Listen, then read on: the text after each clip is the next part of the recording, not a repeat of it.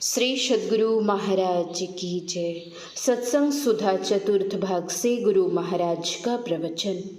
ईश्वर से मेल ऊंचे दर्जे का सत्संग है। प्यारे सत्संग प्रेमियों, जिसमें परिवर्तन नहीं हो, जिसका विनाश कभी नहीं हो, वह ईश्वर है। जो माइक पदार्थ है उनमें परिवर्तन होता है और सबका विनाश भी होता है। परमात्मा का विनाश नहीं होता, परिवर्तन नहीं होता। वह अजर अमर अविनाशी है।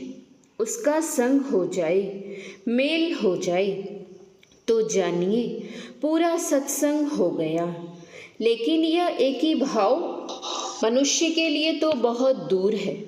विचार से कह देना बहुत सुगम है, पर ठीक ठीक होना बहुत दूर है। माइक आवरणों में कोई ईश्वर का दर्शन नहीं पा सकता। आवरण तीन हैं: अंधकार, प्रकाश और शब्द। इन तीनों में ईश्वर दर्शन नहीं होता। एक मुनि का शिष्य था। उसने गुरु से प्रार्थना की, ब्रह्म के द्वार का मुख प्रकाश के आवरण से बंद है, मेरे वास्ते उसको हटा दीजिए। अंधकार को हटाने की प्रार्थना करते हैं, प्रकाश को हटाने की भी प्रार्थना करते हैं। अंधकार से बाहर जाना है और प्रकाश से भी बाहर जाना है।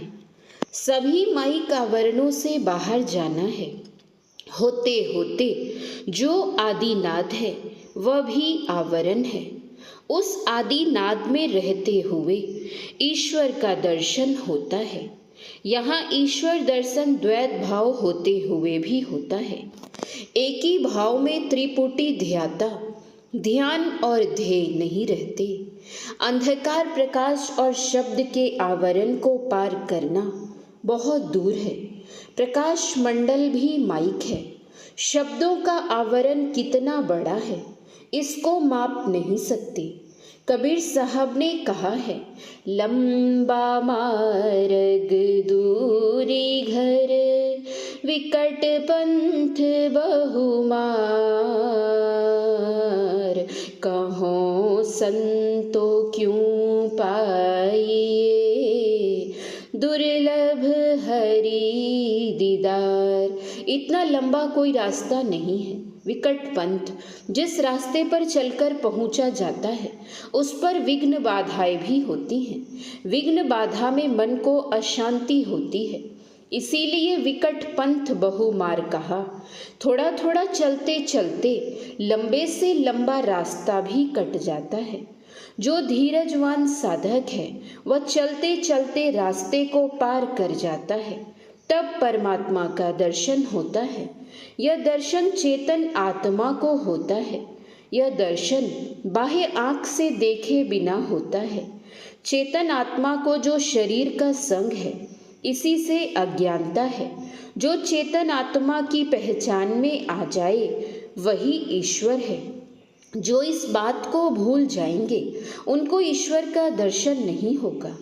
किसी अवतारी रूप का दर्शन ईश्वर स्वरूप का दर्शन नहीं है। आँख से जो दर्शन हुआ वह माया का ही दर्शन हुआ। उससे आगे जो आत्म स्वरूप है उसका दर्शन नहीं हुआ। सब रूपों में जो आत्मा है उसका दर्शन रूपों के दर्शन से नहीं होता है। जैसे सबके शरीरों को सब कोई देखता है लेकिन आत्मा को नहीं देखता है। आत्मा का दर्शन हो जाता है तो ईश्वर का भी दर्शन हो जाता है। लोग माया के दर्शन को ही ईश्वर का दर्शन मानते हैं। माया क्या है? गोस्वामी तुलसीदास जी महाराज ने रामचरितमानस में लिखा है, गोगोचर जह लगी मन जाई, सो सब माया जानहु भाई। माया को पहचान लेने पर सारे संशयों से छूटना नहीं होता है। माया के दर्शन से पूर्ण शांति नहीं होती है। माया के दर्शन में आपदा आती ही रहती है। शगुन रूप उपासना में गुरु रूप की उपासना भी आ जाती है। शगुन उपासना को छोड़कर कोई आगे नहीं बढ़ सकेंगे।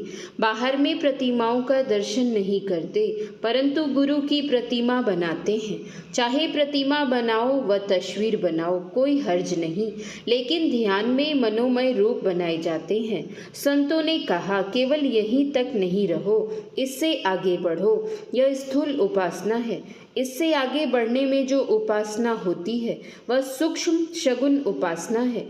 इसका आरंभ बिंदु ध्यान से होता है। पहले सगुण साकार रूप उपासना, फिर सूक्ष्म शगुन रूप उपासना है, फिर सूक्ष्म शगुन अरूप उपासना है।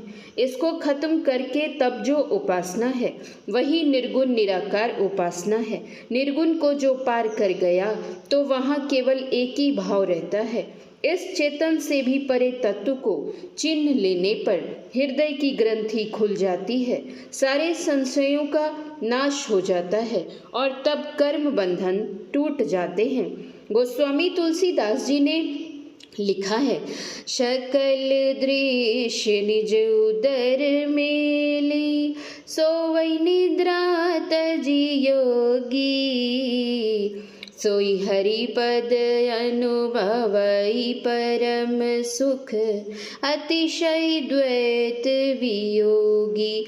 परम सुख को जो पाता है वह द्वैत से छूटा हुआ होता है। वह शोक मोह आदि से रहित होता है। उसकी पहुँच जहाँ होती है वहाँ स्थान और समय नहीं रहते। जिनकी यह दशा नहीं हुई उनका संशय निर्मूल नहीं हुआ।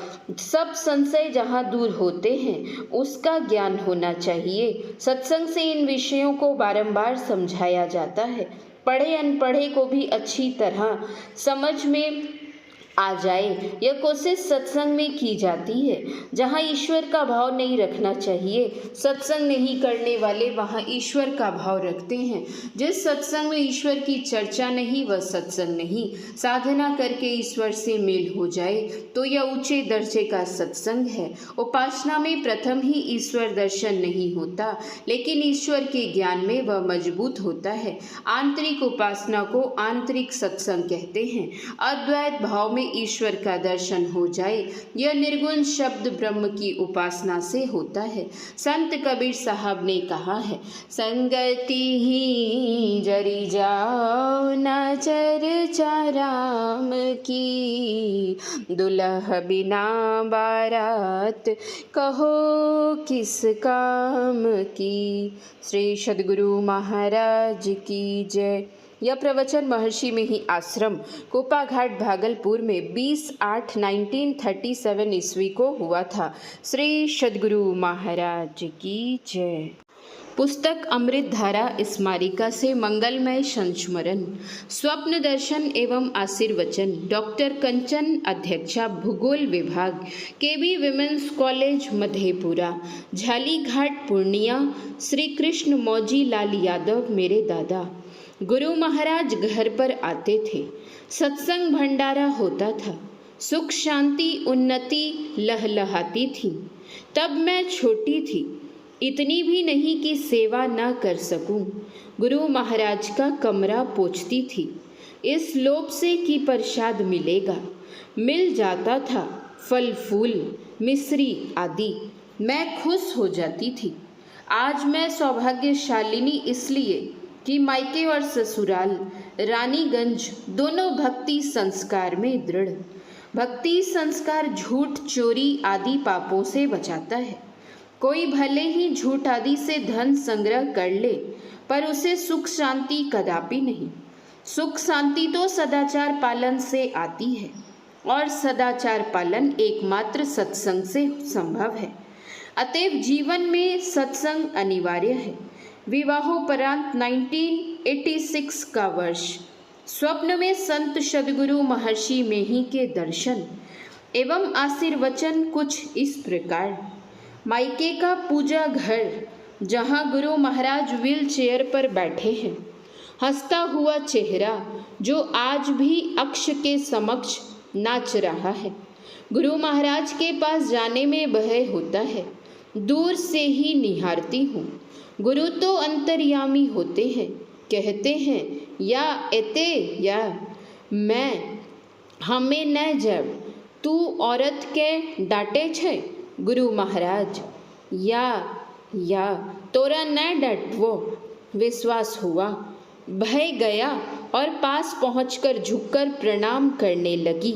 महाराज ने सिर पर हाथ रखकर आशीर्वाद दिया और कहा, ऐना किए करे छो, मैं हमें न जाने छिए गुरु महाराज। बस इतना ही। स्वप्न के दर्शन एवं आशीर्वाद से मेरा सुखद संसार बस गया। स्वप्न दर्शन भी विरले को होते हैं। देखते देखते जीवन वृक्ष में सुख शांति के फल लग गए। मुझे तो इनमें गुरु कृपा के दर्शन होते हैं। मृग तृष्णा से बचकर सुख संतोष में जीना संत सद्गुरु के आशीर्वचन से ही तो है। मैं वे आज तो कुछ हैं, प्रभु गुरु के प्रसाद। श्री सद्गुरु महाराज की जय। श्री सद्गुरु महाराज की जय। श्री सद्गुरु महाराज की जय।